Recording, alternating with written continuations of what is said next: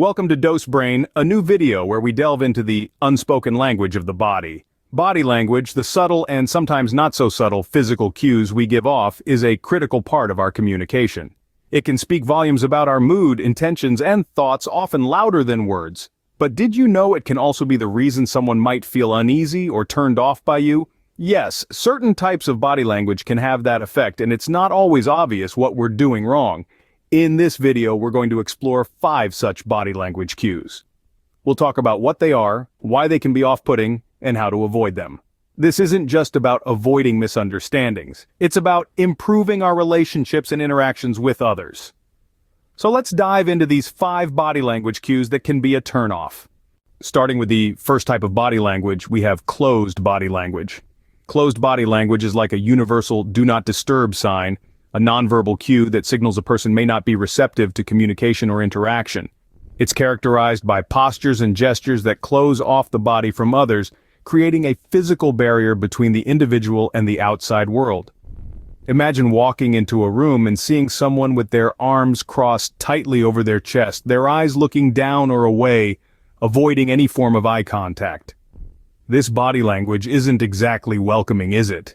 It's like an invisible wall is up, discouraging any attempts at conversation or connection. This is a classic example of closed body language. Now, we've all been there, right? Maybe we're at a party where we don't know anyone, or we're in a meeting we really don't want to be in. We cross our arms, minimize eye contact, and suddenly we're in our own little bubble, somewhat shielded from the situation. But here's the thing, while it might make us feel a bit more comfortable, it can also be a real turnoff for others. Picture this, you're on a first date and your date is sitting across from you with their arms crossed and barely making eye contact. It's not exactly giving off the vibes that they're interested or comfortable, is it? Or perhaps you're in a job interview and the interviewer is showing these signs. It's not going to make you feel very confident or at ease, is it? Closed body language can signal disinterest, discomfort, or even defensiveness. It's a clear indicator that the person may not be fully engaged in the conversation or the situation, and it can really put a damper on any attempts to build a connection or a relationship. So remember, open up and show interest through your body language. It's one of the easiest ways to make others feel comfortable and welcomed, and it can make a world of difference in how your interactions play out. Moving on to the second type, lack of eye contact. Eye contact, folks, is a crucial part of communication. It's a way of saying, I see you, I acknowledge you, and I'm invested in this conversation. So imagine what happens when that's missing. Well, let's dive into it. When someone avoids eye contact, it can often be perceived as a sign of discomfort or disinterest. It's like they're saying, I'm not fully here with you. It can make the other person feel unheard or unimportant. And that's not a good feeling, is it? Now, there's also another side to it. Lack of eye contact can sometimes signal a lack of confidence. You see, when we're unsure of ourselves or nervous, we tend to avoid eye contact. It's a subconscious way of trying to shield ourselves from potential criticism or judgment. But here's the kicker. It can often have the opposite effect. Instead of protecting us, it can make us seem less trustworthy or credible. Let's look at an example. Imagine you're at a job interview. The interviewer asks you a question, and you respond while looking at the floor or out the window.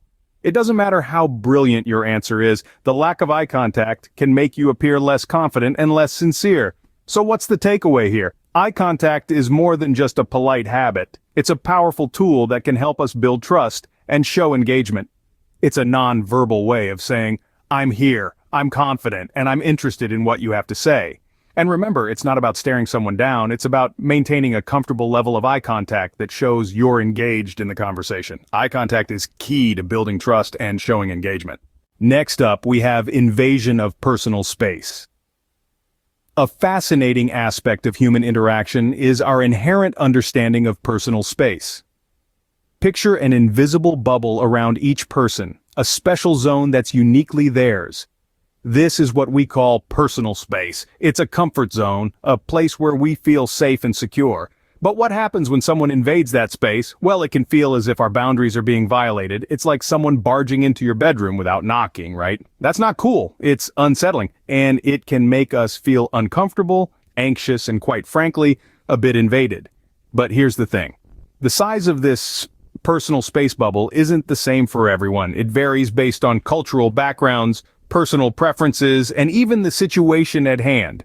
For instance, in a crowded subway, you might have to stand closer to people than you would in an open park. But the key is to be aware and sensitive to the cues others are giving you. Are they stepping back when you step closer? Are they turning their body away or crossing their arms? These are signs that you might be invading their personal space. So how do we avoid this? Well, it's all about respect. Respecting someone's personal space means acknowledging their comfort zone and adjusting our behavior accordingly. If you notice someone backing away, take that as a cue to give them more space. If you're unsure, it's always a good idea to ask, just like you would ask before entering someone's room. Remember, when we respect others' personal space, we show them that we respect them as individuals. We acknowledge their boundaries and make them feel comfortable and safe.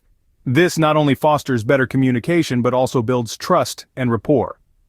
So let's take a moment to think about how we interact with others. Are we mindful of their personal space? Are we giving them the room they need to feel comfortable? Because at the end of the day, respect for personal space is respect for the individual. Our fourth type is negative facial expressions. Now, the face is often the first point of contact during interactions. It's like our personal billboard, broadcasting our feelings and attitudes. When this billboard displays frowns, grimaces, or scowls, it can be quite off-putting. These expressions can signal negativity or hostility, creating an unwelcoming aura around us.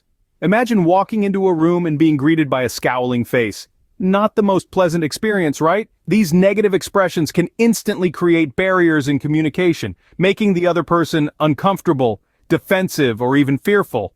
Now, it's important to remember that we all have bad days, and sometimes a frown just can't be helped. But consistently wearing a negative expression can push people away. So, try to be mindful of your facial expressions. A smile, a nod, or just a neutral, open expression can help foster better interactions. Remember, a positive expression can make a world of difference. Lastly, we have fidgeting. Now, this one is a silent killer in the realm of body language. It may seem harmless, almost invisible, but fidgeting can be quite disruptive and off-putting. It's like a flashing neon sign that screams nervousness or impatience. Imagine you're having a conversation with someone who can't stop tapping their foot, drumming their fingers, or constantly shifting in their seat. Distracting, isn't it? It's like they're broadcasting a live show of their internal restlessness, and it can easily divert attention from the conversation at hand. Being calm and composed, on the other hand, sends a completely different message. It shows that you're confident, comfortable, and fully engaged in the moment. It conveys a sense of steadiness and assurance that can make others feel more at ease around you. As the old saying goes, still waters run deep. So the next time you find yourself in a conversation, be aware of your body language. Keep those jitters in check, and remember to stay calm, composed, and fidget-free. So there we have it, 5 types of body language that can turn someone off. We've delved into the realm of closed body language, which can make you seem unapproachable or defensive. We've touched on the importance of eye contact and how avoiding it can make you appear disinterested or aloof. We've explored the concept of personal space and how invading it can cause discomfort or anxiety. We've also looked at how negative facial expressions can send the wrong message, even if you don't mean to. Lastly, we've discussed fidgeting, a clear sign of nervousness or impatience that can be off-putting. Being aware of these 5 types of body language is crucial in our day-to-day interactions. Whether it's in a professional setting, a casual meetup, or even a romantic date, the way we carry ourselves can significantly impact how others perceive us. Remember, your body language speaks volumes, so make sure it's saying the right things. More videos from Dose Brain. Don't forget to click subscribe button and get more videos like these.